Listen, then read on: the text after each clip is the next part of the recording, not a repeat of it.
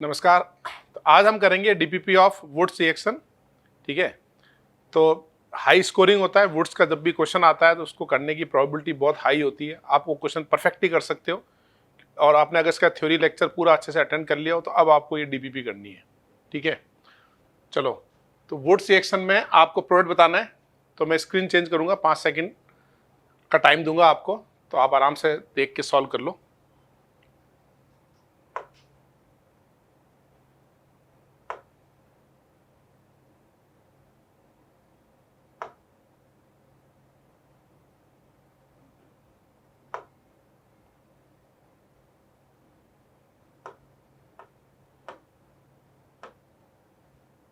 चलो, क्या आंसर रहेगा इसमें? ठीक है, देखो पहला वाला क्वेश्चन तो काफी इजीली अच्छे से बना के दिया है ना, एकदम लड्डू टाइप बना के दिया। ट्वाइस ऑफ NaBr बैलेंस कर देंगे तो ये क्या बनेगा हमारा इथेन, है ना। सेकंड वाले में क्या होगा, इसमें भी ये NaBr बन के प्रोपेन बन जाए, ब्यूटेन बन जाएगा। थर्ड में हमारे पास 3 प्रोडक्ट बन रहे हैं। तो पहले एक्टिव मेटल मैकेनिज्म कैसे होता है, पहले s ब्लॉक एलिमेंट इलेक्ट्रॉन देते हैं, फिर उसका अटैक, इससे बनता है ये CH3 डॉट और यहाँ बनता है ये ET डॉट। तो CH3 डॉट को डायमराइज करेंगे इथेन, ET डॉट को डायमराइज करेंगे ब्यूटेन। इसका सेल्फ डाइमर, इसका सेल्फ डाइमर, ये मैंने बना लिया। अब इसका अटैक इस पे, तो इससे क्या बनेगा हमारे पास प्रोपेन। इसमें भी इसका वुड्स करेंगे तो वुड्स में क्या होता है, हेलोजन हट के रेडिकल बनता है, फिर उसका होता है डायमराइजेशन, तो ये 2 रिंग बन जाएगी। समझ गए आप? फिफ्थ में क्या होगा बताओ, इसमें सोडियम ड्राई ईथर डालेंगे, ये बनेगा हेक्सेन। इसमें भी हटके यहाँ रेडिकल बनेगा और रेडिकल को आप डायमराइज कर दो, तो 1,2 डाइफिनल इथेन, है ना। अब सेवंथ में कैसे प्रोडक्ट बनेगा, देखो सेवंथ में हमारे पास ये तो नेप्थलीन टाइप रिंग है। आपको समझाने के लिए ऐसा समझा देता हूं कि ये इलेक्ट्रॉन देगा Na प्लस, उसका अटैक, तो यहाँ क्या बना रेडिकल और यहाँ भी बना रेडिकल, है ना। और साथ में हमारे पास ये पाई बॉन्ड है। अब इस रेडिकल का मैं रेजोनेंस करूंगा इस पाई बॉन्ड के साथ, इसका और इसका रेजोनेंस करेंगे। इसका और इसका रेजोनेंस करने से क्या बनेगा हमारे पास,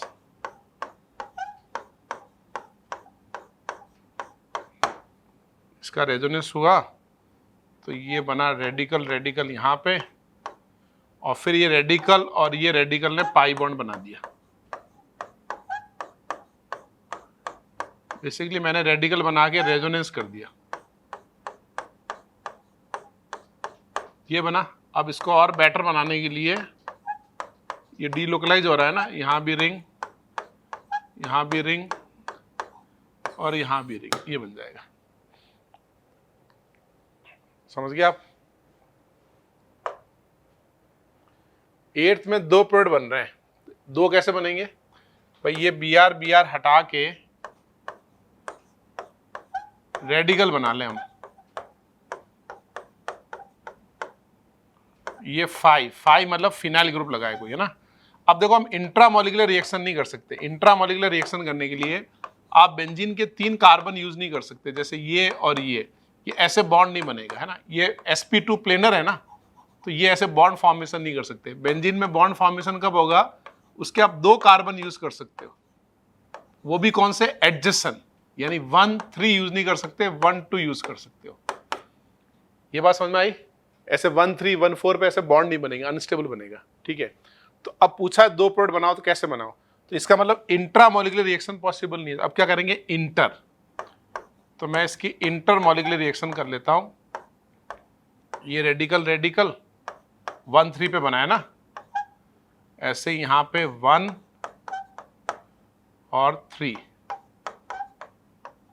इनका इंटरमोलिकुलर रिएक्शन करेंगे। तो इंटरमोलिकुलर में हम कैसे बनाएंगे, ये एक बॉन्ड बनाएंगे, ये एक बॉन्ड बनाएंगे। इसमें क्या आएगा, 5 यहां आएगा और एक 5 यहां आएगा। मैंने सिंपली क्या किया, इसको डायमराइज कर दिया। ठीक है, लेकिन अब एक और प्रोडक्ट बन सकता है। डायमराइजेशन करते हुए इसको पलट भी तो सकता हूं मैं,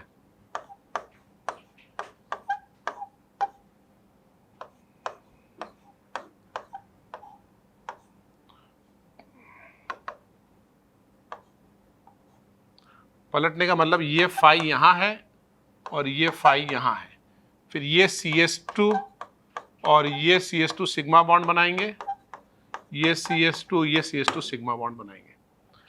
तो दोनों में डिफरेंस समझ में आ रहा है, पोजीशन चेंज हो रही है। इसमें देखो ये फिनाइल जो लगा है वो यहाँ और यहाँ लगा है, इसके ऑर्थो पोजीशन से लगा है। इसमें फिनाइल जो लगा है इसके ऑर्थो पे और ऊपर वाले के ऑर्थो पे लगा है, यानी स्ट्रक्चरल आइसोमर बन गया, बेसिकली पोजिशनल आइसोमर बन गया। 9th में ये स्टार दे रखा है, स्टार मतलब आइसोटोपिक कार्बन। तो पहले एक्टिव मेटल का इलेक्ट्रॉन आएगा, वो अटैक करेगा,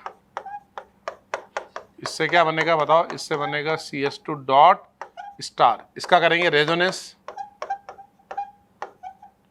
ये आएगा डॉट, ये आएगा एल्कीन। अब ये पहले वाले का डायमराइज कर दो, पहले का डायमराइज किया तो ये स्टार स्टार इधर आएगा, है ना। दूसरे को डायमराइज करेंगे तो ये स्टार और ये स्टार पास पास में आएंगे, 1 2 3, कार्बन ज्यादा हो रहा है इसमें।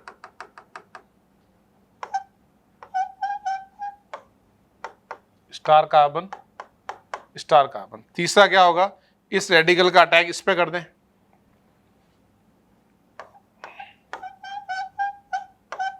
ये आ गया ना। तो इससे क्या बनाएंगे बताओ, इससे बनाएंगे हम एक स्टार यहाँ पे और एक स्टार यहाँ पे। समझ गए आप। इस तरीके से कितने प्रोडक्ट बन गए इसके, 3 बन गए, ये तीनों ABC। यानी हम रेडिकल का है ना रीअरेंजमेंट नहीं कर सकते, लेकिन रेडिकल का हम रेजोनेंस तो कर सकते हैं ना, radical undergo resonance. Rearrangement predictable नहीं है। 10th में क्या बनाएंगे, इंट्रामोलिकुलर वुड्स, ये रेडिकल रेडिकल बनेगा, क्यूबेन बन जाएगा। 11th में इंटरमोलिकुलर वुड्स।